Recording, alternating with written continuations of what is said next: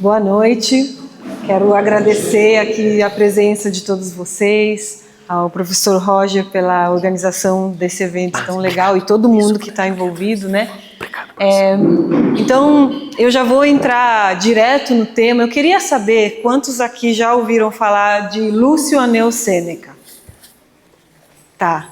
Ele é um filósofo romano do primeiro século. Não é dos mais conhecidos, mas hoje ele está bem na moda. Sêneca está na moda, os coaches gostam de Sêneca, porque ele tinha... Obrigada, professor. Porque ele tinha muitas... o texto dele, em latim, depois a gente vai ver um pouco disso, é muito direto. Então, quando você pega uma tradução do texto dele, parece que ele está falando com você, né? Então, ele é muito recebido hoje, as pessoas gostam, as pessoas do mundo fitness, do mundo coach, as pessoas da área financeira, mas a gente vai entender um pouco por quê. Então, vou falar um pouco para vocês desse primeiro slide. Vocês estão vendo aqui alguns instrumentos de escrita do primeiro século da nossa era. Então, você pode ver no afresco em horizontal, você tem um livrinho, algo que parece um livrinho, que está preto e vermelho. Essas tabuinhas são tabuinhas de madeira, onde as pessoas derretiam cera em cima dela e faziam anotações. Obviamente, a anotação em cera não é uma anotação definitiva. Então, esse tipo de anotação era feito com estilos, né? O nome da caneta era realmente uma canetinha, podia ser de metal ou de madeira, que riscava a cera. Isso servia para fazer contas básicas. Por exemplo, hoje a gente vai na loja e tem um recibo, né?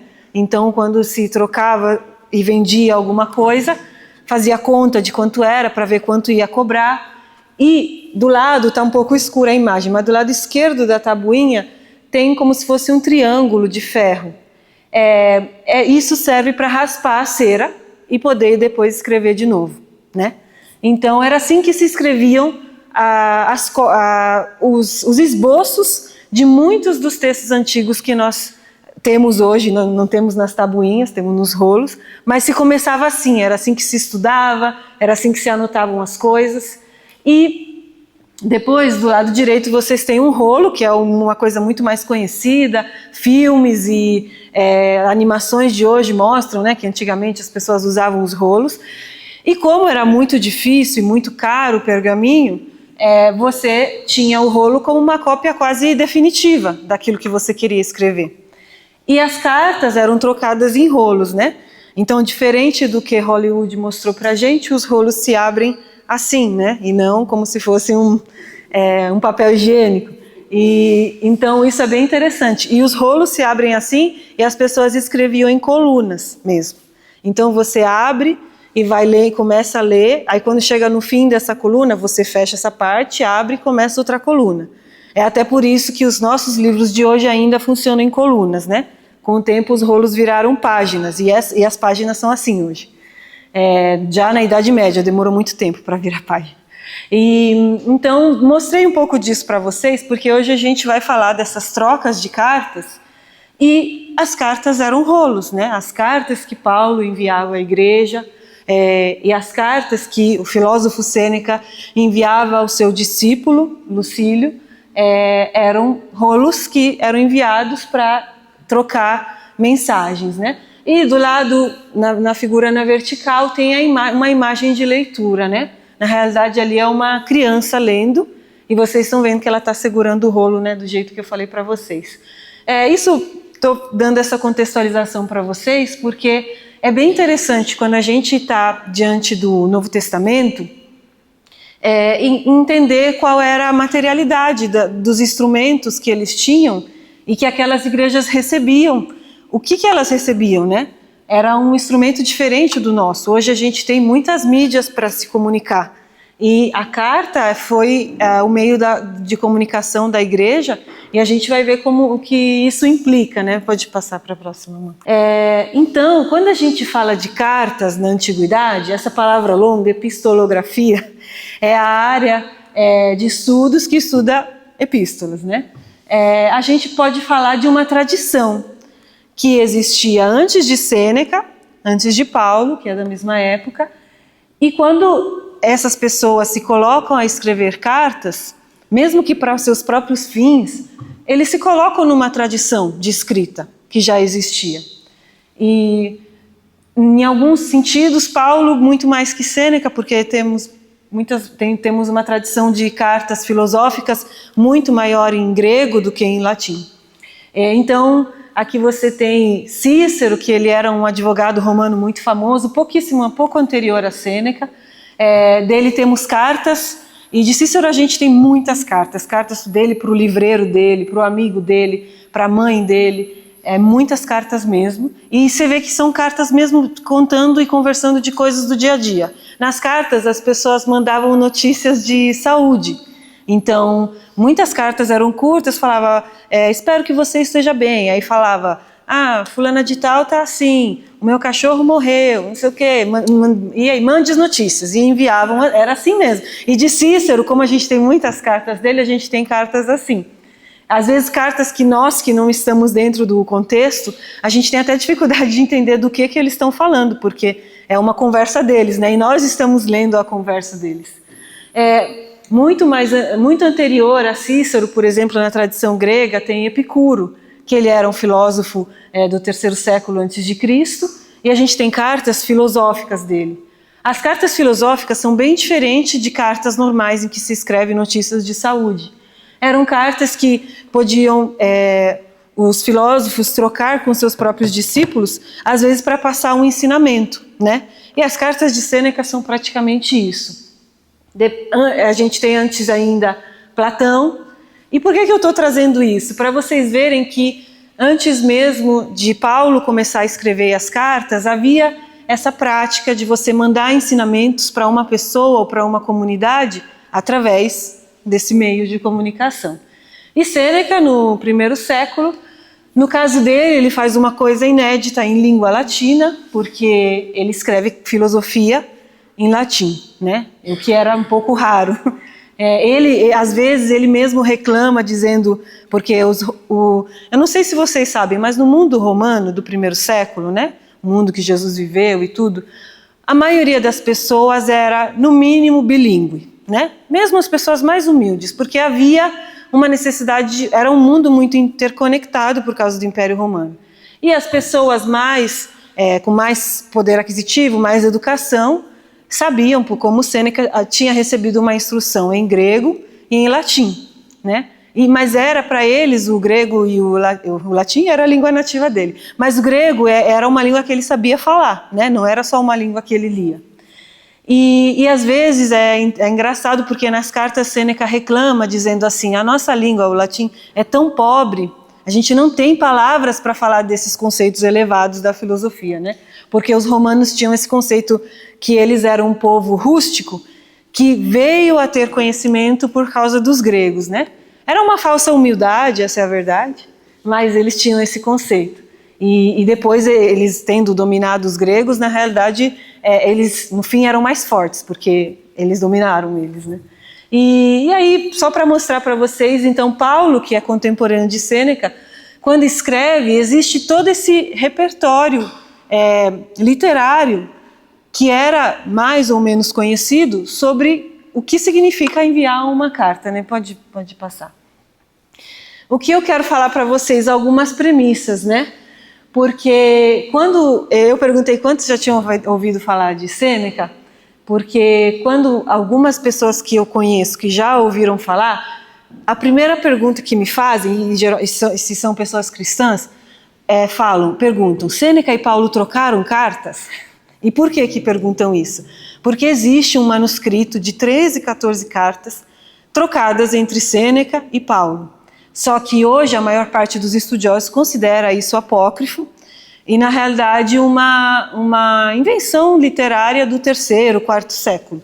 Mas isso já indica alguma coisa, mesmo que existe, e porque o latim, uma das provas mais assim é porque era bem possível que o latim de Paulo não fosse tão bom, mas o latim de Sêneca não ser bom, complicado, né? Em um romano do 1º século. Então, isso indica aqui. lá já no terceiro século, que é mais ou menos a data que hoje se diz que é esse conjunto de cartas, você tem uma pessoa muito popular, que é Sêneca, e outra pessoa que também era popular. E as pessoas, aí um pouco de tempo depois, na Idade Média, pensavam que eles tinham ideias muito parecidas. E até hoje, algumas pessoas que, por exemplo, já são cristãs, já leram a Bíblia, quando leem uma carta de Sêneca, falam, meu Deus, parece Paulo. E aí a gente vai ver por quê. E isso é bem interessante. Teve foi o Gregório Magno, ele escreve, né, sobre a história dos homens ilustres, um tipo de biografia comum que se fazia na Antiguidade. E quando ele fala de Sêneca, ele fala assim, faltava só alguém falar de Jesus para ele, que ele teria se convertido. Então há uma coincidência, e também há muitas diferenças, essa é a verdade. Mas as pessoas veem semelhanças. E eu já coloquei aqui que eu não vou falar, eu já falei da correspondência, mas falei para contextualizar vocês. Não dá para a gente falar de um ter influenciado o outro, porque eles viveram exatamente no mesmo período. Então, como um leu o outro? É bem difícil isso, porque não era como hoje, que a gente posta um post e as pessoas leem na hora, nas próximas horas e nos próximos dias. Sêneca, diferente de muitos escritores antigos, teve sucesso no fim da sua vida. As pessoas liam ele, teve um gramático pouco depois de Sêneca que dizia, os jovens não podem ler Sêneca, então ele foi um mini best-seller lá da Roma Antiga. Mas ele teve essa influência tão grande porque ele era muito influente no governo, na política romana. Ele foi preceptor do imperador Nero, então ele instruiu o imperador Nero desde a infância até que ele se tornou regente mesmo, que teve a idade para governar. E essa é uma das coisas pelas quais Sêneca é mais contestado, porque a filosofia dele, estoica, ensina a continência, a regulação das emoções. E aí ele foi professor de Nero, um imperador totalmente sanguinário e muito cruel. Cruel até para os padrões deles que sabiam que era um imperador. Tem uma obra de Sêneca que se chama Sobre a Clemência. É uma obra que ele dedicou a Nero, quando Nero era criança, que ensina ao príncipe a governar com clemência. Não funcionou, né? E a gente vai ver o que significa encontrar semelhanças entre as cartas da Bíblia e essa literatura, essa tradição literária que existe. Eu trouxe mais, como eu posso dizer, repertórios assim imagéticos que mostram cenas de leitura, né? E isso é bem interessante até para vocês verem quando a gente faz pesquisa das coisas antigas, a gente pesquisa texto, a gente encontra provas de coisas que estão escritas em textos, ou em afrescos, ou em esculturas. No caso, essas esculturas são de túmulos, e aí a gente consegue ver ali uma cena de dança. Eu sei que está bem longe, mas no meio ali tem alguém lendo, né? Então essas cenas de leitura são bem interessantes porque, apesar de, na antiguidade, pouquíssima gente sabia ler, mas comparado com outras sociedades antigas, a sociedade romana era uma sociedade com bastante é um termo um pouco difícil de falar, mas com uma alfabetização maior do que as outras sociedades contemporâneas. Tanto que você tinha nas estradas sinais de direções. Se você tem isso é porque mesmo quem não sabe ler consegue entender o que está escrito lá. Então isso é bem diferente. Pode passar para a próxima. Quando a gente fala de cartas na Antiguidade Clássica, não sei se vocês conhecem o teólogo N.T. Wright, ele tem esse livro muito legal, Paulo e a Fidelidade de Deus, né? Estava tentando ali ler, e nesse livro tem um capítulo inteiro em que ele fala das filosofias que existiam na época de Paulo, para entender qual era o mundo de Paulo. E uma das filosofias era o estoicismo, de que Sêneca é um grande expoente. Então, é também por isso que quando as pessoas leem Paulo e se conhecem o estoicismo, falam, meu Deus, mas o que acontece? O mundo de Paulo era um mundo em que a compreensão geral das pessoas ela era muito influenciada por essas filosofias helenistas, que eram o epicurismo, o estoicismo, os cínicos. E então é como se fosse assim hoje. Mesmo uma pessoa que não é cristã sabe o que é o Natal aqui no Brasil. Mesmo uma pessoa que não é cristã pode falar Deus te abençoe, meu Deus, Nossa Senhora. Faz parte da nossa cultura. E você não precisa ser cristão para falar essas expressões ou para comer um panetone no Natal. E era a mesma coisa naquela época. As pessoas não precisavam seguir uma escola de filosofia, que era algo também muito seleto, para ter uma compreensão de mundo permeada pelo estoicismo, né? O estoicismo se tornou muito famoso no Império Romano. Ele foi quase como se fosse a religião do Império, né? Foi muito, muito importante mesmo. Depois de Sêneca, teve o imperador Marco Aurélio. Ele era um filósofo estoico, então um imperador filósofo, né? Então, de tão popular que era. E fazia parte da formação dos jovens nobres, na formação deles, estudar estoicismo, né? E então, quando Paulo às vezes fala alguma coisa que pode lembrar o estoicismo, tem a ver com o fato que ele sabia que as pessoas compreendiam o mundo naqueles termos. Então ele usa aqueles termos e traz a fé cristã assim. Pode passar, amor. Pode passar. E aqui, falando um pouco quem é Sêneca, né? Ele nasceu no ano 4 a.C., morreu em 64, 65, dependendo da contagem dos anos. Ele nasceu em Córdoba, Espanha, e ele era de uma família que subiu na vida, né? Ele era filho de um gramático, o pai dele Sêneca o Velho, ele é Sêneca o Jovem. O pai dele era professor de retórica e, por incrível que pareça, ele fez a vida dando aula de retórica e ficou muito rico com isso. Então eles eram da Espanha, foram para Roma, né? E primeiro com a carreira do pai, depois e o pai não era bobo nem nada, colocou todos os filhos para estudar, para se tornar o quê? Magistrados e políticos do mundo romano. Então era realmente uma família que ascendeu na vida, ascendeu tanto que Sêneca estava do lado do imperador, né? Do lado de dois imperadores, não só de Nero, mas antes de Cláudio.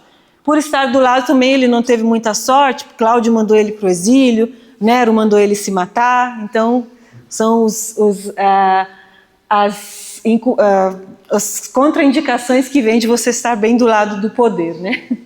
E ele tinha um irmão, Marco Aneu Sêneca, que é citado em Atos 18. Em Atos 18, eles estão lá e falam, vai falar com o procônsul, né? E esse procônsul é o irmão de Sêneca, né? E então ele estava responsável por aquela região do Império Romano na época. Para vocês verem, estamos falando de Atos. Então, como é bem contemporâneo, é bem exatamente na mesma época de Paulo, né? E esse é o sobrinho de Sêneca, Lucano, que escreveu vários poemas, pouco depois de Sêneca, muito famoso também. Então, uma família ilustre que fez a vida, enriqueceu muito.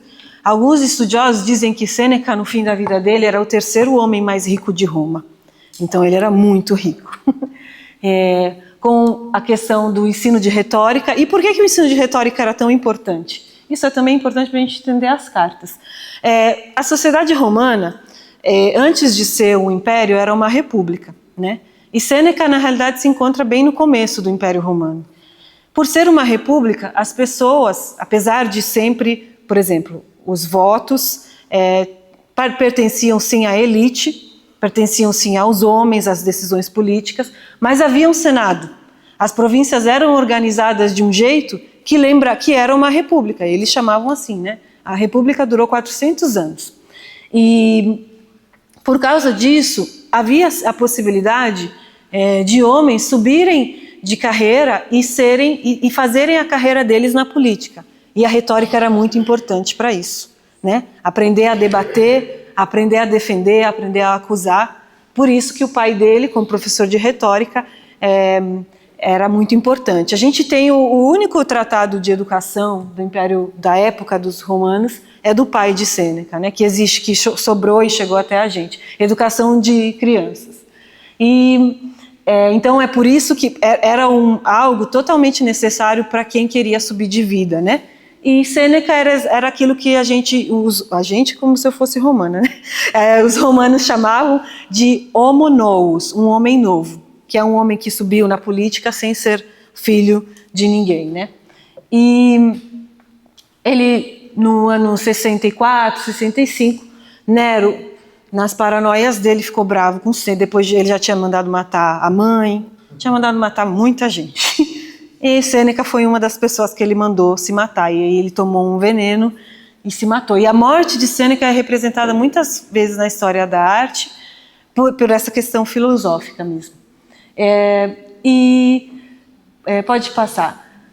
Quando a gente olha para Paulo, você pode ver que ele provavelmente morreu praticamente no mesmo ano que Sêneca morreu, né? A gente sabe, ele nasceu em Tarso, ele também era uma pessoa estudada em outra cultura, tinha crescido em outra cultura, mas ele era um cidadão romano, ele tinha muito zelo pelas tradições do judaísmo, isso levou ele a perseguir a igreja antes de se converter, e também mandaram ele se matar. Mas pode passar para o próximo, vou executar. O que era uma carta na antiguidade, né? Então, na antiguidade, eu acho muito legal que isso é um trabalho que um historiador ou um filólogo faz, ver como que os antigos entendiam as coisas. Porque a gente pode olhar para hoje e ver o que é uma carta hoje e não significa que é a mesma coisa que era uma carta na antiguidade, né? E Cícero, aquele homem que eu mostrei para vocês, que é pouco anterior de Sêneca, ele fala que a carta é um diálogo entre amigos ausentes. E Demétrio, muito anterior, mais ou menos terceiro Cristo, fala que a carta é uma das duas partes de um diálogo. Então isso é muito importante, porque a gente, quando está lendo uma carta, a gente nunca está lendo um diálogo completo, né? Não é um histórico de conversa do WhatsApp que você vê o que um mandou, o que o outro mandou. Você vê só o que uma pessoa mandou. E isso nos traz as dificuldades e os desafios, então, de entender qual era o contexto, né? Ao que aquela carta estava respondendo, a quais perguntas estava respondendo. Pode passar. Aqui eu tenho uma divisão das classes sociais no Império Romano. Eu estou mostrando isso para mostrar para vocês as diferenças entre Sêneca e Paulo. Tem dois nomes que são Friesen e Longenecker, que na realidade são só estudos diferentes que dizem 3% da população eram os mais ricos. Aí eles discordam em alguns números, mas é mais ou menos essa proporção. Daquela categoria E5 para E7, são pessoas extremamente pobres, né? E então era comum no mundo antigo, na realidade a maior parte da população era extremamente pobre. E só que as pessoas da categoria E5 tinham um pouquinho mais de condição de vida, podiam comer melhor. Sêneca fazia parte do primeiro grupo, né? Se ele era o terceiro homem mais rico de Roma, então ele fazia parte dos 3%. E Paulo, da categoria E5. Né? Então havia um abismo de diferença entre eles. Pode passar. Aqui é a distribuição dos grupos de Jesus, né, no primeiro século, uma estimativa de quantos das classes sociais faziam parte dos grupos de Jesus, né, os seguidores de Jesus. Então na categoria, na primeira, que era a classe social de Sêneca, 0%, um pouquinho tinha gente de uma classe mais elevada, a gente até vê testemunhos disso nos evangelhos, as mulheres que doavam no ministério de Jesus, quando o túmulo de Jesus, né, que é doado por uma pessoa que tinha como doar um túmulo, né? Então tinha uma parte da população que tinha bens que fazia parte do seguidor de Jesus, só que a maior parte da população eram pobres ou extremamente pobres. E isso é bem interessante porque realmente na época de Sêneca, no primeiro século, esses grupos de Jesus, eles eram bem pequenininhos e bem Por isso que é bem muito difícil pensar que Sêneca sabia alguma coisa deles, assim, sabe? Ele podia até saber, mas era algo que era totalmente distante do mundo dele. Pode passar. Aqui eu trouxe para vocês o comprimento das cartas. E por que eu estou falando de dinheiro? Porque mandar carta custava dinheiro. E quando a gente entende que custava dinheiro, a gente entende o quanto isso era importante para o ministério de Paulo e para a formação das primeiras igrejas. Aqui a gente tem dois homens da elite romana, Cícero e Sêneca. A carta mais curta, eu falei para vocês que Cícero mandava cartas falando assim, meu cachorro está bem, mandava carta. Então ele tinha muito dinheiro para fazer isso. Então cartas curtinhas, de 22 palavras. Sêneca já tinha cartas um pouco... A menor carta dele tem 150 palavras, a menor carta de Paulo tem 300 palavras, né? E isso é bem interessante, porque quando você não tem muito recursos, você precisa falar informações importantes naquela possibilidade que você tem de mandar a carta. Paulo, diferente de Sêneca, a gente tem hoje 124 cartas de Sêneca, que foram trocadas, se estima, mais ou menos, no espaço de 2 anos. Entre ele e o discípulo dele, infelizmente, só temos as cartas de Sêneca, não de Lucílio. E para ele mandar cartas, ele mandava cartas o tempo todo, e você podia ver quando ele fala, tem uma certa carta que ele fala, escreve para Lucílio que uma carta, outra dele chegou primeiro, sabe, chegaram em ordem errada, e aí ele agora falou, agora eu entendi o que você falou. O discípulo de Sêneca era procurador da Sicília, né? Sabe aquela ilha que está lá no sul da Itália? Então ele também era uma pessoa importante. E aí, já a maior carta de Paulo tem mais de 2.000 palavras, tem mais de 7.000 palavras, muito mais longa do que cartas de Sêneca. E olha que tem carta longa de Sêneca, hein? Meu Deus do céu, tem carta que ele fica rodando, você não sabe onde ele vai parar. Então, olha como é diferente o tamanho mesmo dessas cartas. E pode passar para o próximo, que a gente vai ver os custos. É uma estimativa, e aí ela está aqui em dólar, mais ou menos como se fosse no custo de hoje em dia, de quanto custava mandar a carta, né? Então a gente tem o número de caracteres, porque isso implicava no tamanho do pergaminho, então era um preço, né? O número de linhas, quanto que tinha mais ou menos de papel, carta é papel, para cada cópia, e o custo em denários, né? Então 544 denários, o custo do trabalho, digamos assim, do secretário, que precisava ser feito, alguém precisava escrever, e também aí o custo final. E no fim, trazido para os dias de hoje, a carta aos Romanos, era como se tivesse custado $2.275 para Paulo. Olha que investimento. A gente sabe que isso é muito interessante, porque às vezes a gente pensa e a gente sabe, né, a vida da igreja, ela custa, eles tinham ofertas para ajudar com as viúvas, com as pessoas que passavam necessidade, tinham várias coisas, a comunhão, que era uma refeição todas juntos, então tinha custos, mas a carta era tão importante que valia o investimento. Era assim que as igrejas eram instruídas, né? E olha o custo, para vocês terem ideia então de quanto o Sêneca era rico, né? Para gastar $1.000, $2.000 para mandar cartas toda semana, ele e o amigo dele, né? Nossa, então uma coisa bem... então era até uma realidade bem inacessível para muitas pessoas. Então vocês imaginem como era precioso para uma comunidade daquela época receber uma carta de Paulo, né? Eles sabiam que tinha chegado ali algo muito importante. E também a gente percebe quanto isso é importante para o ministério de Paulo, porque ele tinha que destinar recursos para isso. Pode passar, amor. Falei isso tudo aqui para vocês porque a gente tem então a gente tem aqui as separações, né, de como que uma carta poderia ser estruturada. Como eu falei para vocês, existia uma tradição literária mais antiga que Paulo, mais antiga que Sêneca, a qual eles faziam parte. E as cartas, como todo texto tem uma estrutura, e todo texto tem uma estrutura. Todo texto faz parte, entra dentro de algumas convenções, né? Então, vocês já perceberam que se alguém manda para vocês uma mensagem no WhatsApp cheia de pontuação, você vai falar, você está bravo? Né? Uma mensagem com ponto final, você pensa que a pessoa está brava com você. Por quê? Não faz parte da convenção do WhatsApp usar a pontuação. Então todo texto, até aqueles que a gente acha, aqui eu só estou escrevendo sem pensar, existem convenções literárias para eles fazerem parte daquele gênero. Né? Era assim, né? Tá bom.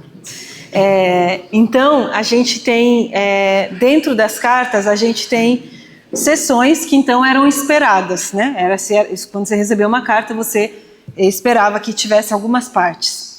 E essas partes, dependendo de cada autor, acabava dando ênfase mais numa parte, mais uma outra, dependendo da finalidade da carta. Você tem sempre uma abertura, uma petição. Quantas cartas de Paulo não contém ali algum pedido, né? E motivos de alegria e maravilhamento. Às vezes as cartas de Paulo têm uma oração no começo, algo que parece com uma adoração, né, com um louvor. Relatórios, então, contando, como eu disse para vocês, como que o cachorrinho tá, como que fulano de tal tá. E agradecimentos, né, e saudações. Vocês pensem, se a gente tinha um instrumento que era muito caro, né, para a comunidade de Jesus, que era a maior parte das pessoas, não eram pessoas com poder aquisitivo alto, mas eles utilizavam para se comunicar. E em qual parte poderia ser que Paulo poderia se dedicar mais, por exemplo? Você pensa, poxa, ele tem que passar um ensinamento.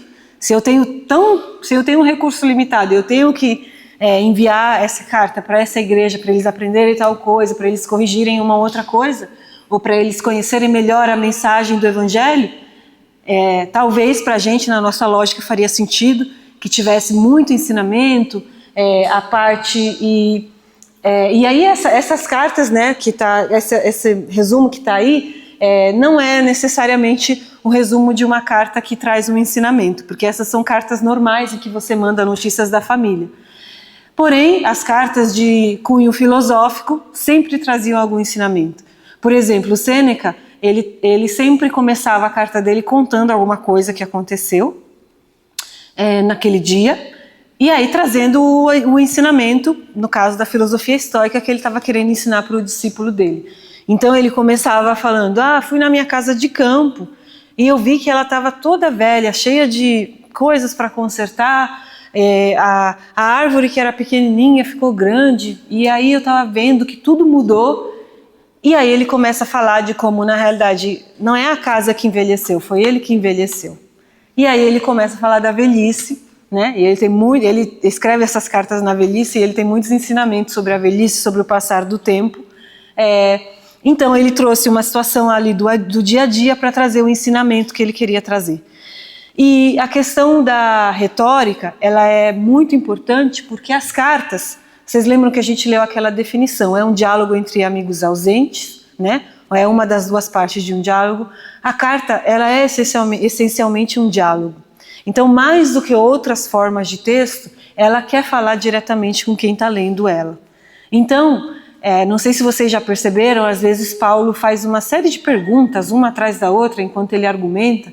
Aí você pensa, mas o que Paulo está fazendo? De repente ele pergunta, ele fala, e de repente ele pergunta, ele fala exatamente o contrário. O que ele está fazendo?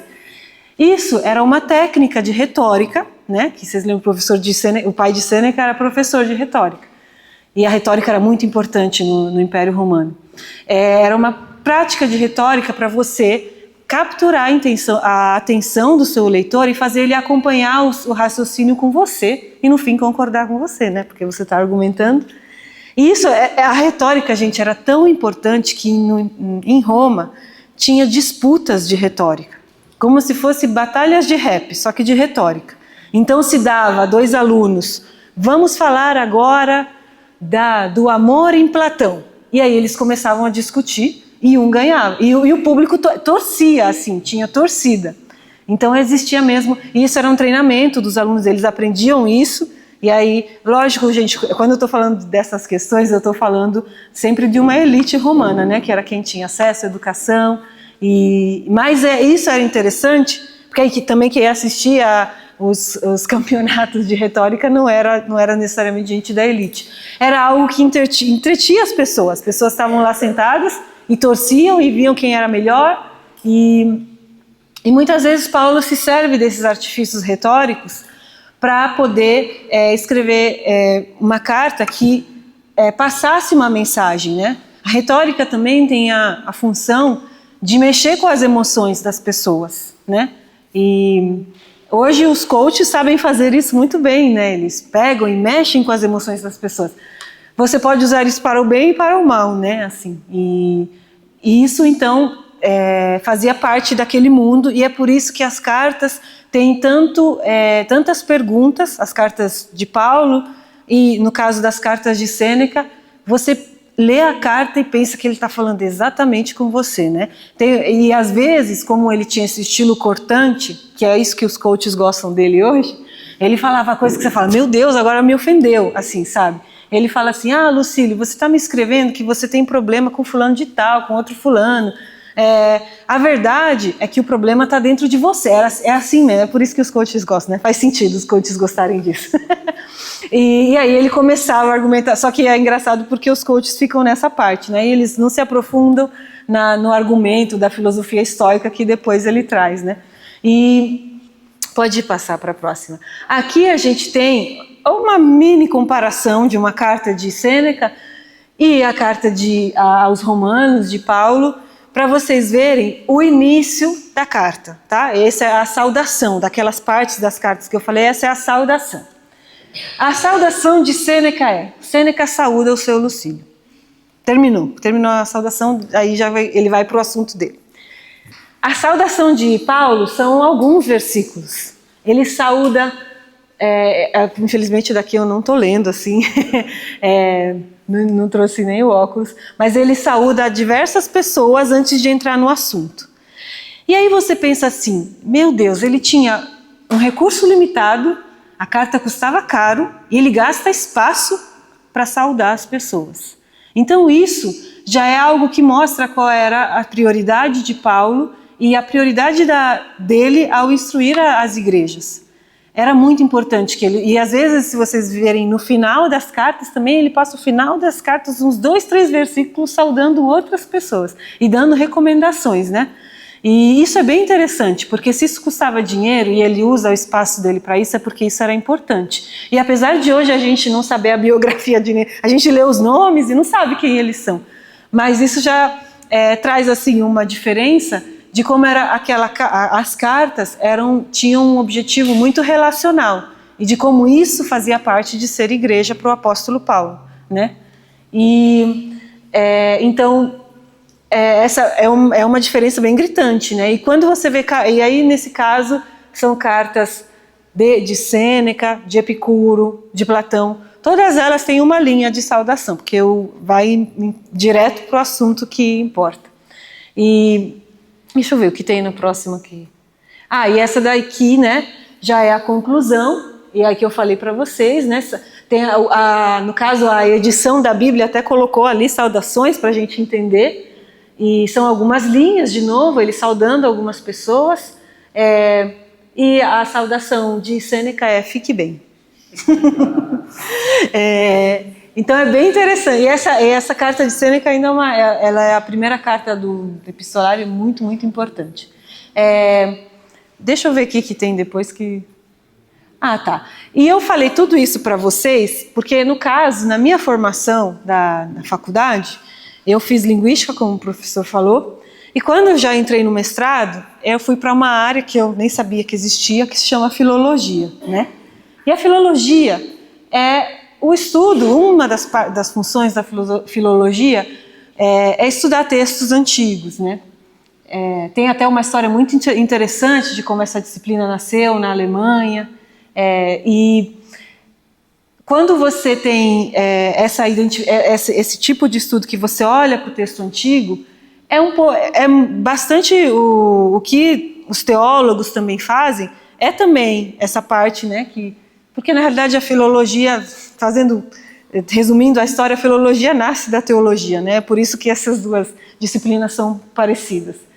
Quando você identifica os fragmentos, Então você tem às vezes alguns recortes de texto e você quer... Eu agora mostrei para vocês o início de uma carta e o fim de uma carta.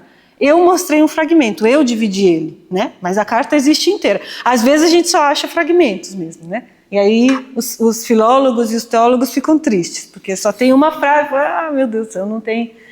ou também, às vezes, no texto, você acha o texto mesmo rasurado, e aí não tem umas partezinhas numa edição crítica do texto, que você vê mesmo, tem uma cruz mesmo. Aquele texto é uma cruz de morte mesmo. Aquele texto está comprometido, não dá para... Aí eu lembro das frases assim de Sêneca, tem um começo de frase e tem um fim de frase, e não faz sentido, porque está rasurado, na realidade, o manuscrito, né? E então o filólogo ele tem essa função de identificar, editar os textos, que é um trabalho muito difícil, ver, porque a gente tem diversas cópias, né, do mesmo texto, que remontam a épocas diferentes, a lugares diferentes. No caso dos textos que a gente está falando, lugares, por exemplo, os textos de Sêneca, lugares diferentes da Europa, e aí junta tal manuscrito, alguns manuscritos seguem uma tradição, seguem outra, e aí o filólogo fica lá, fechado numa sala cheia de poeira, tomando antialérgico e vendo essas coisas, né? Esse não é o meu trabalho, mas tem gente que faz isso. Mas outro trabalho disso, né? Porque esse trabalho aí, meu Deus do céu, né? É uma vida para editar um texto. E ainda bem que tem eles, que aí a gente pega o texto editado. E um outro papel do filólogo é escrever comentários. Então, você pode... e aí hoje a gente, né, assim, dentro da teologia, conhece muitos comentários. Existem diversos tipos de comentários que nos explicam o texto, né? Historicizar as coisas, que é um pouco o que eu fiz hoje para vocês. Eu mostrei a carta, a função da carta dentro de um contexto maior, histórico, e que é importante para entender aquele tipo de texto, né? Um outro papel do filólogo é ensinar essas complexidades. Porque a verdade é que quando você se aproxima de um texto antigo, tem muita coisa para você prestar atenção, e é difícil. Só que quando você também começa a entender ele melhor, aí é uma descoberta também muito prazerosa. Conseguir entender aquilo, conseguir entender as dimensões do que aquilo significava naquela época, para entender o que aquilo pode significar para você, né? Eu deixei aqui o livro, né? Que na realidade esse livro fala que são os 5, se chama mesmo os poderes da filologia, e essas 5 partes, e ele explica muito. Cada um desses partes é um grande capítulo do livro. Pode ir para a próxima, deixa eu ver o que tem. Ah, tá, tá bom, é a próxima. Eu trouxe aqui, só para vocês terem uma noção, uma carta, né, de Sêneca, uma parte de uma carta que eu traduzi no meu doutorado, e só para vocês terem um pouco de noção de como funciona e de como funcionava também essa questão da retórica, da pessoa falar com você.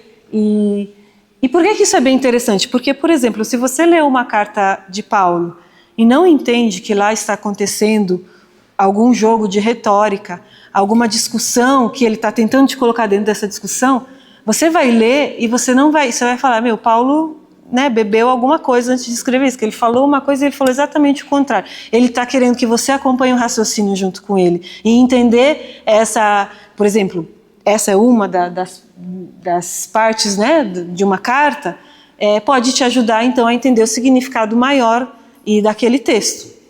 Então, Sêneca, um tema muito interessante das cartas é que a carta sempre pede para acabar, né?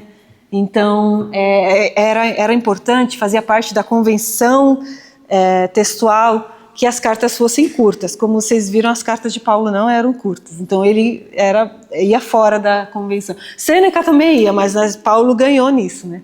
Mas Paulo tinha pouco tempo e ele fez assim por isso. Então, aqui a carta, ele fala assim, chegou a hora de acabar, mas antes, minha taxa de importação.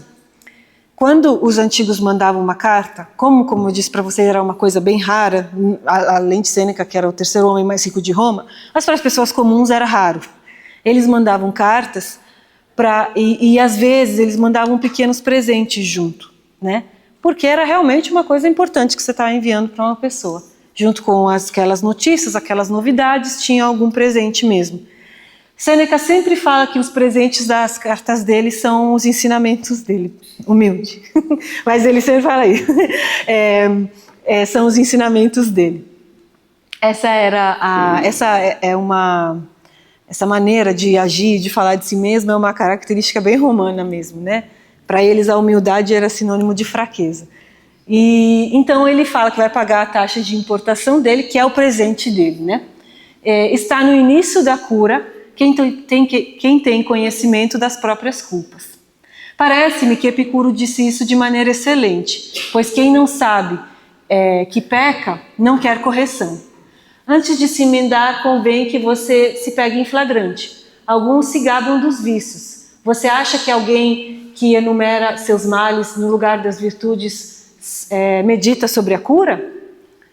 Por isso, acuse a si mesmo o quanto puder, interrogue-se a si mesmo. Primeiro exerça a função do acusador, dentre as partes, em seguida a do juiz e por último a do juiz, né? Que ele fala de 2 tipos de juiz em latim. Cedo ou tarde você precisará se penalizar. Fique bem. Então aqui ele está falando, está trazendo assim como é importante esse autoexame, né? Para a filosofia estoica era bem importante. E vocês têm a impressão, né, de que ele está falando com vocês, porque ele fala assim, alguém que se gaba dos... você acha que alguém que enumera os seus males no lugar de virtudes medita sobre a cura? Então ele está te fazendo uma pergunta, é lógico que você vai falar, não, né? E aí você vai continuar o texto dele, e aí ele vai te convencendo, né, no fim. E às vezes isso acontece também no texto de Paulo. Eu acho que aqui os slides acabaram. Pode voltar para... volta para o slide que está escrito introdução, eu acho. Volta. Aqui, aqui, faça assim. E eu quero trazer um pouco assim, né, do texto, porque eu acho importante para vocês verem na prática, então, como que essas coisas que eu expliquei para vocês acontecem no texto, né? A primeira carta de Sêneca a Lucílio, ele fala assim, faça assim, Lucílio meu, reclame você para si mesmo, e o tempo que até o dia de hoje ele tinha sido roubado ou furtado, ou mesmo que lhe resvalava, ajunte-o e preserve-o. Convença-se de que as coisas estão assim como estou lhe escrevendo. Uma parte do nosso tempo nos é arrancada, uma parte é subtraída e outra parte desliza. Contudo, o desperdício mais vergonhoso é aquele que se dá por negligência. E se prestar atenção, você observará que uma grande parte da nossa vida desaparece por agirmos mal, a maior parte por não fazermos nada, e a vida inteira por fazermos outras coisas. Então ele vai dando umas facadas assim, né? É bem o estilo dele, assim. E aí você fala, meu Deus, é mesmo. Isso é bem... Mesmo que a gente está lendo em tradução, esse é o efeito da retórica mesmo. Mover o seu ânimo, né? Por acaso, você consegue me indicar alguém que atribua algum valor ao tempo? Olha, ele fez de novo uma pergunta, como naquela outra carta. Ou que aprecie o dia, ou alguém que perceba que está a cada dia morrendo? Aí ele continua, pois é nisto mesmo que nos enganamos, esperamos a chegada da morte, mas na realidade ela está atrás de nós, né? E aí ele continua falando que a morte está atrás de nós, porque todos os dias que passaram já morreram, então ela não está na nossa frente. E é bem macabro, né? Assim. Mas é interessante porque você vê assim como... E assim, essa tradução, eu fiz a tradução desse jeito, e o latim de Sêneca em si é um latim bem simples, né? Então por isso que parece que ele está falando de maneira coloquial. Em alguns momentos ele complica as coisas, mas é porque ele quer mostrar que ele está falando com você, né? No caso com Lucílio. Então, digamos assim, o que eu tinha preparado para hoje, né, era essa contextualização das cartas de Sêneca, das cartas de Paulo, e vamos abrir para perguntas agora. Obrigado, professora. Doutora. Eu gostaria de saber um pouco mais sobre essas cartas entre Paulo e Sêneca, Você falou que provavelmente foi uma coisa assim, uma literatura inventada talvez, algo desse tipo. Eu queria saber um pouco mais como elas foram descobertas, se foi isso, se foi uma coisa do mesmo período que as cartas de Sêneca e Paulo foram escritas, ou se foi algo posterior ou algo desse sentido, só para entender um pouquinho melhor. Tá bom. Hoje os estudiosos dizem que essas cartas são mais ou menos do 3º ou do 4º século, né? Então 2, 3 séculos depois da vida, né, de Sêneca e de Paulo. Elas circulavam porque, na realidade, Sêneca sempre foi um autor, pelo menos no mundo europeu, sempre foi muito lido, as cartas dele principalmente. Ele tem muitas outras obras, mas as cartas dele. Então ele era conhecido, ele era uma pessoa conhecida e geralmente visto como um mau exemplo de latim, né? Enquanto Cícero era um bom exemplo de latim, mas o que os jovens gostavam de ler por algum motivo era o Sêneca, talvez até por essa facilidade e tudo mais. Não vou saber te dizer quando que elas foram descobertas, mas o primeiro a falar que as cartas eram apócrifas e não são originais foi Erasmo de Roterdã, né? Então ele estava lá lendo, ele chegou a essas conclusões principalmente por causa da língua latina, do estranho latim que tem lá, que não parece um latim do 1º século, né? Então, porque o latim ele foi falado e usado como língua por mais de 700 anos. Então, a gente tem diversos tipos de latim, né? E o latim do 1º século é aquele que a gente chama de latim clássico. Quando você tem... Então, você tem no latim clássico, por exemplo, ordens das frases, dos verbos muito específicas, que depois, por exemplo, no latim de Agostinho, ele usa um outro tipo, outra maneira de ordenar as frases deles e a gramática dele é um pouco diferente. Então, vendo isso, né, primeiro Erasmo de Roterdã e outros estudiosos viram esse latim não parece um latim do 1º século. Tem pouquíssimas pessoas, na realidade eu li uma estudiosa italiana que ela é do contra, né? E no mundo acadêmico sempre tem isso. Sempre tem uma pessoa que fala, não é verdade, eu vou provar que a carta é deles mesmo.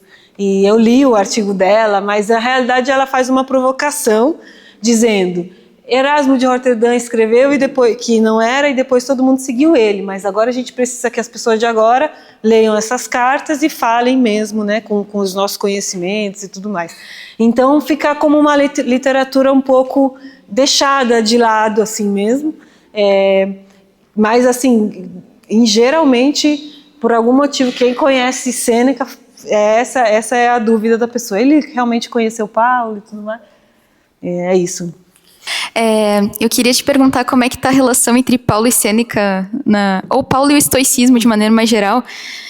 A minha impressão é que tem gente que diz que Paulo ele era só mais um estoico e que tudo que ele falou foi estoicismo e ele deu uma judaizada, assim, mas parece que tem muita gente que trata na academia como se Paulo fosse só mais um estoico que deu umas misturadas nas coisas e para falar geralmente mal do cristianismo, parece que o pessoal usa isso de argumento. Né? Essa pergunta é muito boa, porque em algum dos slides, não sei se vocês viram, tinha um livro que chamava Paul e Sêneca, né? Então, e esse livro é de 2015. Então, existem diversos estudos hoje em um certo campo, assim, dos estudos clássicos. Realmente é uma questão, é algo que é estudado. Bom, sempre tem, assim, nas humanidades é bem difícil falar em consenso, né? Mas existem pessoas que, como você falou, dizem que Paulo era mais um estoico. Tem gente, eu estava no meu mestrado, eu fiquei chocada. Um cara alemão, que agora não vou lembrar o nome, ele estudou Sêneca lá em 1800 e falou assim, Sêneca na realidade é o fundador do cristianismo. Então, para você ter uma ideia como que existem ideias diferentes. Mas quem lê essas pessoas, quem lê e fala e vê, existem semelhanças, porque como eu disse para vocês, o estoicismo era a filosofia mais popular na época. Então, mesmo quem nunca tinha ouvido, nem sabia ler algum texto filosófico, não tinha participado de nenhuma aula de filosofia, né, nenhum círculo filosófico, entendia o mundo daquele jeito. Então, vamos pensar como que era o mundo para os estoicos. Para os estoicos, a natureza, ela é aquilo que você olha para a natureza e você entende como o mundo é ordenado, e você entende sabedoria porque a natureza é o próprio Deus, né? O Deus estoico é um Deus impessoal. Ele é mais uma regra e um princípio muito maior que você deve seguir do que uma pessoa, né? Ele não é uma pessoa, na realidade. E isso já é uma diferença gritante. Com o cristianismo não tem nem o que dizer, né? Assim, você tem também... então, isso que eu falei sobre a visão da natureza, né? Que a natureza inspirava a sabedoria, na realidade era uma visão mais antiga da natureza, né? Não só dos estoicos. Então, se você tem Paulo, às vezes, falando nesses termos, é porque ele estava falando nos termos que as pessoas iriam entender e compreender como o mundo funcionava. E outra coisa que é bem diferente entre o estoicismo e o estoicismo e o cristianismo é que, para os estoicos, o corpo era importante, mas eles tinham uma conotação relativamente negativa do corpo, né? O corpo é aquilo que você tem que surrar. Essa é uma parte que as pessoas aproximam Sêneca. Aquela parte que Paulo fala que ele esmurra o próprio corpo. Paulo tem uma passagem quase igual, né? Mas isso é interessante porque ali os dois estão mostrando qual era a dedicação deles para aquilo que eles acreditavam, né? E a dedicação deles envolvia sacrificar o próprio corpo. Mas aí você tem uma visão diferente que Paulo, por causa do seu judaísmo, por causa da sua fé em Cristo, para ele o corpo, ele valorizava o corpo, né? Não era uma visão negativa de que, poxa, tudo que a gente tem de bom é o nosso espírito, que o Sêneca chamava também de razão. Então, aquilo que está dentro, e o corpo está estragando um pouco as coisas. Sêneca, ele fala assim, olha, você tem que cuidar tanto do seu corpo como da sua mente. Mas não fica muito tempo cuidando do corpo, porque senão é perda de tempo. Sempre volte para a mente, né? E ele dizia também que, por exemplo, a mente, o ânimos, o espíritos, era aquela parte que a gente compartilha com Deus, né? Então, tem questões que era como as pessoas entendiam, mas quando você vê o cristianismo, né, em que você tem um Deus pessoal, um Deus que se fez carne, né, então é bem diferente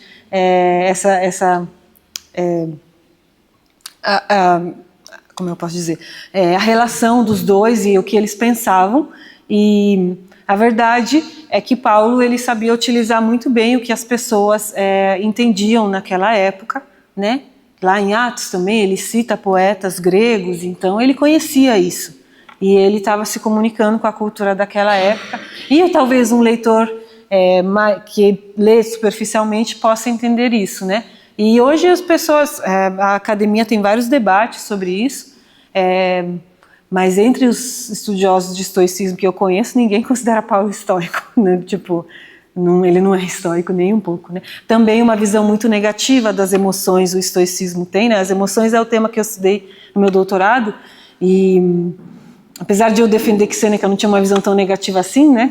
Que essa foi a conclusão do meu doutorado, mas o estoicismo tinha uma visão muito negativa das emoções, porque as emoções são aquilo que tiram, segundo os estoicos, você do eixo e do equilíbrio, e para você ser uma pessoa virtuosa, você tem que se desvencilhar a maioria das emoções são ruins. A raiva, o medo, a alegria, até as emoções boas são ruins. Tudo tem que ser... Por isso que hoje, às vezes as pessoas até usam o termo estoico no sentido popular como uma pessoa muito ou resiliente, ou forte, ou que não sente nada, né? Então, no sentido popular, estoico significa isso.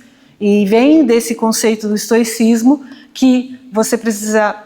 Aí a filosofia é o caminho para isso, né? A filosofia é o caminho para você se desvencilhar dessas emoções que as pessoas que não são sábias sentem. Mas Sêneca, ele sempre, por ele ser um mestre que não quer se colocar no papel de um mestre, mas de um amigo com mais experiência, ele sempre fala que ele não chegou lá, sabe? Assim, ele não está perto daquele... e aí essa também acaba sendo uma semelhança. Mas ele fala que ele não chegou lá porque ele está no caminho, e ele está mostrando, eu só quero te mostrar qual é o caminho, né? Isso faz a gente também um pouco entender como que funcionavam como que funcionavam as escolas filosóficas na antiguidade. Isso é bem interessante, porque às vezes as pessoas pensam que a escola filosófica era um lugar que você senta e hoje você ouve uma aula de filosofia. É como assim, aqui eu estou aqui falando com vocês, vocês estão ouvindo. Mas a filosofia era um estilo de vida, e quem se comprometia a segui-lo verdadeiramente mudava completamente de vida. E nesse sentido, os grupos de Jesus, para alguns até daquela época, eram mais um grupinho lá de filosofia que estava nascendo, né? E porque você se filiava, então, para vocês terem uma ideia, quando Sêneca era jovem, ele era vegetariano, porque ele queria seguir 100% o estoicismo, só que aí o pai dele proibiu ele de fazer assim, olha, esse negócio de ser vegetariano é coisa de oriental, a gente é romano e a gente come carne. Então ele parou de... foi assim mesmo. Então, então isso, tipo, havia ali uma tensão, porque Sêneca, na realidade, a tensão entre a filosofia estoica, que era uma filosofia que vinha mais do mundo grego, e também de um lado mais oriental, e os romanos, que tinham o estoicismo, mas pegavam mais do que eles gostavam assim, do estoicismo e deixavam outras partes de lado. Por exemplo, os discípulos, para você fazer parte da escola de Pitágoras, você tinha que conseguir jejuar pelo menos por 24 horas. Se não fosse isso, você nem entrava na escola. Então, para vocês verem que a vida, eles entendiam a filosofia mais como realmente uma maneira de você viver, né, do que conceitos e, enfim. Isso. A senhora estava falando da relação do estoicismo com o corpo, e às vezes isso pode ser um pouco negativo, né? Sêneca tenta se desvencilhar um pouco disso, mas enquanto a senhora falava, eu me lembrava do gnosticismo, Sim. Né? Das ideias gnósticas e tal. Qual é a relação, pontos de encontro e pontos de afastamento entre o estoicismo e a escola gnóstica? A senhora poderia falar um pouco para a gente? Obrigada pela pergunta, muito boa pergunta. A aproximação que há realmente é por causa do mundo grego, né? Então essa visão negativa do corpo vem de muitas filosofias gregas, desde Platão, Aristóteles, que são os mais antigos, né? Até o estoicismo. Então é uma visão mesmo que ela é grega, ela é muito mais grega do que romana, mas os romanos incorporam também, que tem uma visão negativa do corpo e o corpo como algo inferior, né? Basta pensar em Platão, que via esse mundo aqui como uma reprodução imperfeita de um mundo perfeito que existia lá no mundo das ideias, né? Então essa visão, que tipo em Platão se resume de maneira bem clara, assim, né? Permeava várias filosofias gregas, né? E isso é bem interessante porque quando você vê, né, na realidade, nas escrituras, isso cai totalmente por terra, né? Essa visão negativa do corpo. Deu para entender ou você... Deu sim. A pergunta que é muito mais assim a questão do método de pesquisa, né? Quando a gente estuda os textos do Paulo, por exemplo, nós temos toda aquela galera que vai dizer é autêntico, não é autêntico. Aí na antiguidade, praticamente todas as cartas que são atribuídas a Paulo são consideradas dele. Mais recentemente aí tem esses questionamentos, como o Erasmo lá fez o questionamento, né, das cartas do Sêneca. Dentro da sua área de pesquisa, a gente tem alguma coisa que a gente possa dizer quem está em melhores condições de definir uma autenticidade de uma carta ou não? Aqueles que estavam mais próximos lá dos eventos e das cartas, ou nós iluministas aqui que sabemos tudo, né? Quem é que teria assim, algum critério que a gente poderia dizer quem é que está em melhores condições de definir isso? Tá bom, obrigada. Então, é muito boa essa pergunta mesmo, porque quando a gente olha... por isso que quando eu mostrei para vocês, eu comecei trazendo uma definição de carta dos antigos, né? Eu trouxe uma de Cícero e uma de Cícero, eu trouxe uma definição de carta de Cícero e outra no De Locutione, que agora esqueci o nome do autor, Demétrio. E então, porque é muito importante para a gente ler um texto antigo, quando for possível, a gente entender o que o mundo próximo àquele texto entendia daquilo, né? Nem de tudo é possível, mas é possível. A gente encontra textos contemporâneos, referências contemporâneas, e isso, com certeza, é uma fonte que nos ajuda a gente a entender melhor como que aquele texto era talvez recebido, ou até, é melhor falar recebido inicialmente. Com certeza, nas pesquisas atuais, a depender da área de pesquisa, as pessoas que estudam hoje podem ter acesso a muita mais informação do que uma pessoa que estudava, não sei, em 1400, em 1500, ou na Idade Média. Sim, aquelas pessoas estavam mais próximas, é verdade, e não é nenhum... e faz sentido a gente considerar e ver as interpretações delas, faz totalmente sentido. Mas também, às vezes, nós encontramos textos e conjuntos de manuscritos que aquelas pessoas de 1400 e 1500 não tinham acesso, porque o mundo era muito menos conectado, e porque hoje os manuscritos estão catalogados, tem todo aquele trabalho lá dos filólogos, né, que ficam lá no meio da poeira fazendo aquilo. Então, assim, o que eu entendo que isso é bem importante para entender o conceito de autoria na antiguidade, é que para os antigos era muito diferente falar do conceito de autoria do conceito que a gente fala hoje, né?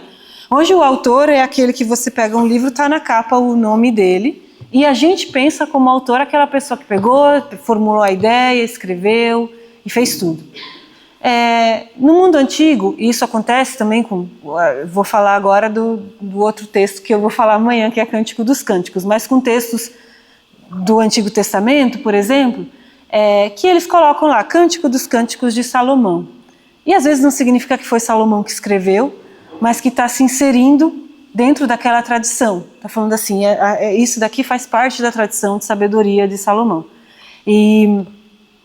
Então, e aí eu vejo, né, que às vezes duvidar ou pelo menos estudar a autoria de algum texto, isso não significa que vai retirar a sua autoridade, né? Eu acredito muito nisso. Quando eu no meu doutorado tive o maior problema porque escolhi estudar as emoções, eu estudei as cartas de Sêneca e estudei as tragédias, que Sêneca escreveu peças trágicas, né? As únicas peças trágicas latinas que a gente tem. Influenciou muito Shakespeare e várias pessoas da Renascença também europeia. Aí eu cheguei num ponto do doutorado em que, várias pessoas dizem, essas tragédias não são de Sêneca. Não são de Sêneca. Então eu tive um problema bem grande, porque eu queria falar da visão das emoções, que a gente entende das tragédias e que a gente entende das cartas, e ver, né, que eu não tinha certeza que haveria congruência naquela visão, mas eu queria ver se haveria congruência. No fim, em alguns pontos, eu encontrei congruência, mas muitos críticos hoje decidem ler esses dois tipos de obra, a filosofia de Sêneca e a poesia de Sêneca, praticamente existem dois mundos diferentes. Quem estuda a filosofia e eles não se dialogam e falam, nem faz sentido dialogar, e aí alguns chegam a dizer, nem é a mesma pessoa, né? E no caso dessas tragédias de Sêneca é até o contrário, porque por muito tempo, vocês viram quantos Sênecas tinha? Tinha Sêneca o velho, Sêneca o jovem, o irmão de Sêneca, Marco Aneu Sêneca, então vários Sênecas. Então, por muito tempo, as pessoas pensavam que as tragédias eram de outro Sêneca, por muito tempo mesmo. Até que um jesuíta, Martin del Rio, em 1516, chegou à conclusão, não, olha, é a mesma pessoa. A gente está falando que é outro Sêneca, mas é o mesmo Sêneca que escreveu. Aí eu vou falar aqui do que eu sou especialista, que eu sou muito mais especialista em Sêneca do que em Paulo. No meu doutorado, eu cheguei à conclusão de que eu posso considerar essa poesia dentro do campo do estoicismo de Sêneca pelas proximidades do texto. Isso não e se foi ele ou foi o primo dele que escreveu, nesse sentido, não vai atrapalhar a minha interpretação. No meu caso, eu sustento que sim, que foi mesmo Sêneca mesmo. Assim, há muitas semelhanças. E a verdade é que todos os manuscritos de Sêneca são medievais, então tem gente É uma viagem. Né? Estudar texto antigo e, tipo, são todos medievais, não tem nenhuma carta do primeiro século, nada. Né? Isso é bem interessante, né? Porque as pessoas duvidam tanto da Bíblia, e o Sêneca e tantos outros autores romanos, a gente só tem manuscrito medieval. Né? E eles, as pessoas não duvidam de nada. Né? Então, possibilidades formais? Das cartas, Seria possibilidades formais ou temáticas? Sim, formais também, porque, como eu disse, aquela questão da retórica, a gente tem várias semelhanças de formulações de versos na tragédia que parecem muito, muito, muito como Sêneca escreve na prosa. Então a forma é bem parecida, mesmo sendo dois textos completamente diferentes. E aí, como eu estudei esse tema específico do medo, da esperança, das emoções, você percebe formulações bem idênticas assim, e que são bem de Sêneca. Não dá nem para falar, porque aí tem gente até que fala que Sêneca era um estoico meio diferente dos outros estoicos, então não dá nem para falar que era do estoicismo, mas são de Sêneca. Então faz bastante sentido, pelo menos para mim. Boa noite, muito obrigado pela palestra. Então, o que me ocorreu aqui foi uma questão ética que comumente é abordada quando se trata de autoria de escritos do Novo Testamento. Isso principalmente da ala mais conservadora. O que se alega? Por exemplo, Efésios precisa ser de Paulo, e não pode ser um pseudepígrafo, porque senão isso vai incorrer numa violação ética e a comunidade cristã não aceita esse tipo de coisa. Então, aí as cartas gerais também, 1 Pedro tem que ser de 1 Pedro e tal, e aí tem esse dilema. Você tem essa alegada questão ética, e você está vendo ali questões de estilo literário e várias outras coisas que não bate com o determinado jeito do Paulo escrever e assim por diante, e a gente fica naquela. Eu gostaria de saber em que medida esse tipo de argumento é consequente, se era realmente uma questão para aquele mundo antigo no primeiro século, tanto do ponto de vista romano quanto do ponto de vista grego, essa questão de que eu escrever no nome de uma outra pessoa implica num tipo de falsidade, que a impressão que me dá é que talvez a gente esteja projetando um preconceito de época nosso sobre o texto. Então, eu escrevo o trabalho de TCC da teologia e aí eu coloco no nome de uma outra pessoa. Então eu estou incorrendo numa falsidade ideológica, que eu estou falsificando um documento. Faz sentido para a pessoa da época esse tipo de raciocínio, ou isso é só uma confusão, um tipo de leitura anacrônica? Obrigada pela pergunta. Então, eu tenho duas coisas a falar sobre isso. Primeiro, que você fez aquela primeira parte da pergunta falando, mas então tem incongruências no estilo. Essa crítica ela é válida e ela é válida, mas também existem, para fazer essa crítica, não estou falando que necessariamente é assim, mas pode ser que às vezes as pessoas criam uma caixinha muito fechada de qual seria o estilo de tal autor. E esse estilo fui eu que construí, né? Então, se sai daquele estilo, então não é Sêneca, então não é Paulo. Sendo que, a gente escreve sempre do mesmo jeito o tempo todo, né? Então tem essa questão.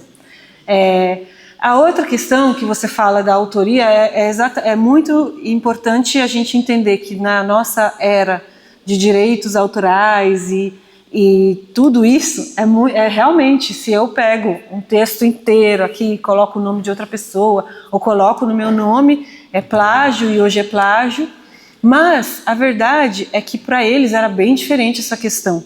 A literatura latina, por muito tempo, desde 1500 mais ou menos até a era do iluminismo, ela foi vista como uma cópia mal feita da literatura grega, porque alguns textos são traduções de gregos, traduções, que a gente diria, né?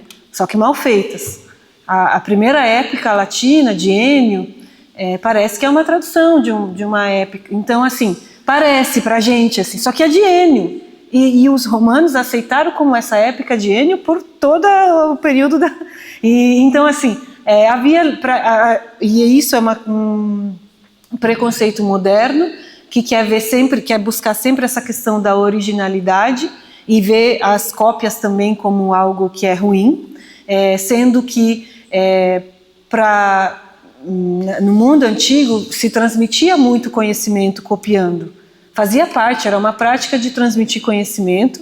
E hoje, quando a gente fala, por exemplo, né, eu trago os exemplos do mundo romano para vocês verem que essas questões existem também em outras áreas e elas têm um tratamento. O tratamento é um pouco diferente porque, pelo menos, por exemplo, no mundo da filologia romana, nesse caso não existe a questão teológica, né, que é importante entender para ver se esse texto é autoritativo para a minha vida. Isso não tem. Mas a questão existe lá. Então, quando a gente fala, o próprio estoicismo, essa filosofia grega do terceiro século, criada por Zenão, depois Cleantes, a gente não tem um texto de Zenão e nenhum texto de Cleantes, não tem. E hoje, se constrói, desde a antiguidade se construía o sistema estoico através dos relatos e de outras pessoas falando de estoicismo, e geralmente inimigos do estoicismo. Então, a gente tem o Galeno, que era um médico muito posterior, né, à época dos primeiros estoicos, que ele odiava os estoicos, então ele fala muito mal deles. Esses são dos maiores testemunhos do estoicismo do terceiro século antes de Cristo. Então é bem interessante como é diferente. E muito do estoicismo grego também a gente sabe por meio de Sêneca. Vocês viram em uma das cartas que eu li que ele cita Epicuro. Ele fala, Epicuro fala, né? Também os textos de Epicuro é praticamente isso, né? Os textos da época do estoicismo e do epicurismo, os textos originais é uma coisa bem complicada mas assim, as pessoas não negam que aquela filosofia existiu, que aquela foi uma escola filosófica, ou que aquele era um ensinamento de Epicuro. Então, muitos textos, por exemplo, e isso é bem interessante no caso do mundo romano, porque alguns... aí tem uma treta interna dos classicistas, né, entre os do grego e os do latim, né? E os do grego ficam falando como se fosse, porque os textos romanos são todos assim, essas cópias dos gregos, isso até pouco tempo atrás, digamos assim, até 1800. Só que aí a maior parte dos testemunhos dos filósofos gregos que Sêneca seguia estão no próprio Sêneca, então estão naquele Sêneca que escreve muito mal, né? Só que você pega para citar Zenão e Cleantes, você pega Sêneca de novo, você pega Tertuliano também, ele cita bastante Cleantes. Então, para eles, no caso de Sêneca, que cita a escola filosófica dele mesmo, ele não estava plagiando, ele estava transmitindo conhecimento, porque Sêneca era um homem muito rico, que tinha todos aqueles textos, mas muita gente não tinha, né? Então ele pega as leituras dele. Então, assim, era um conceito bem diferente, e isso não significava que Sêneca não estivesse produzindo conhecimento ou fazendo filosofia. Então a gente precisa entender essa questão de autoria de maneira bem diferente na antiguidade, assim, é muito diferente do que é hoje, assim. Acho que é isso. Eu vou falar depois do latim. O latim depois foi salvo por uma teoria textual chamada intertextualidade, né? Que pelo menos para os estudos do latim nasce na Itália no século passado, e para eles começarem a ver, então, tá bom, vários romanos citavam um monte de grego mesmo, parece que traduzem, mas eles estão fazendo literatura ali, né? E essa teoria intertextual mostra, no caso para o mundo dos clássicos, que os romanos também faziam literatura, né? Não era só os gregos que faziam. Então, só para terminar a historinha. Queria fazer uma pergunta mais pessoal agora, não sei se é possível, mas eu queria entender um pouco da tua história com esse assunto, o que te chamou a atenção nele, por que tu escolheu também seguir por essa linha de pesquisa, para a gente entender o que pulsa no teu coração relacionado a esse tema também. Tá bom. Até familiarmente, se você tinha algum incentivo na família sobre assuntos de história e nessas questões também. Tá bom. Então, o O estudo de Sêneca, em particular, né, veio bem por acaso, mas a questão do latim na minha vida é porque eu sempre gostei muito, muito de estudar línguas diferentes e tudo mais, então para mim o latim era uma língua que me fascinava muito, né, por ter que estudar muitas coisas para entender ela, né. O meu marido fala que eu gosto de desafios, né, então eu ficava lá mas assim, o que acontece que na minha infância e adolescência, eu cresci na Itália, né? Porque meu pai trabalhava com avião e eu morei lá, fiz a escola até o final do ensino médio lá. E no ensino médio na Itália você estuda latim, faz parte de uma das matérias, junto com outras línguas. Então eu aprendi na época, e na realidade antes do latim eu sempre gostei de antiguidade, sempre, assim, desde que eu era criança. Uma vez minha mãe comprou um atlas para mim que tinha uns negócios lá de história, era tudo da Europa, porque a gente estava lá e eu gostava muito, sabe? Eu gostava muito mesmo. Eu lembro que uma vez com 13 anos, quando eu comecei a saber de filosofia, aí eu vi na linha do tempo que vários filósofos tinham vindo antes de Jesus, né? Aí eu cheguei na minha mãe e falei: mãe, mas essas pessoas que nasceram antes de Jesus, elas foram salvas? Que eu estava preocupada, eu estava muito preocupada com os filósofos que eu tinha descoberto, porque eles eram tão legais e a minha mãe, coitada, a minha mãe era bem crente, né? Aí ela falava assim, ela falou: Ana, não, né? Eu falei: mas poxa, eles falaram tanta coisa legal, como que eles não foram? E Jesus nem foi para eles falar, como que eles não... E é injusto, eu falei. Aí ela: Ana, para com essas perguntas. Então eu sempre tive esse fascínio pela antiguidade, desde que eu era pequena. E aí quando chegou na época do ensino médio, que eu escolhi estudar línguas, já desde o ensino médio, eu gostei muito de latim e tudo mais. E aí quando eu entrei na faculdade, em linguística, aí eu escolhi linguística porque eu pensei: caramba, existe uma faculdade inteira que fala do que eu gosto de língua. E aí eu tive o conhecimento muito mais aprofundado aí de latim, porque o latim na escola era bem decoreba, assim, né, o latim da escola. E aí então na faculdade eu aprendi um pouco mais como língua, entender várias coisas. E no caso que você falou da casa, na minha casa sempre teve incentivo para estudar, mas não uma coisa específica, né? Meus pais não eram assim, eles eram cristãos, então a gente tinha livros cristãos em casa, Bíblia, muitos livros de teologia da prosperidade, então, foi assim, né, que eu cresci. Então, mas eles sempre incentivaram a estudar, mas não estudar uma coisa específica. Assim. Então, gente, muito obrigado pela participação de vocês. Ana, mais uma vez. É muito legal, para nós é um tema bem diferente, né? E quando a gente viu isso no teu currículo, a gente pensou: vamos incluir, né? Mas amanhã a gente vai ter um segundo tema do coração da Ana, que é Cantares, Cântico dos Cânticos. Então amanhã de manhã a gente vai ouvir um pouquinho sobre esse livro, que inclusive é base de um livro que vai sair pela editora Mundo Cristão, da autoria da Ana, sobre Cantares, agora no mês de maio, né? Mês de maio. Pena que a aula inaugural não ficou em maio, mas quando chegar a maio a gente disponibiliza os livros por aqui. Mas então, gente, nós queremos finalizar mais uma vez com uma salva de palmas para a Ana.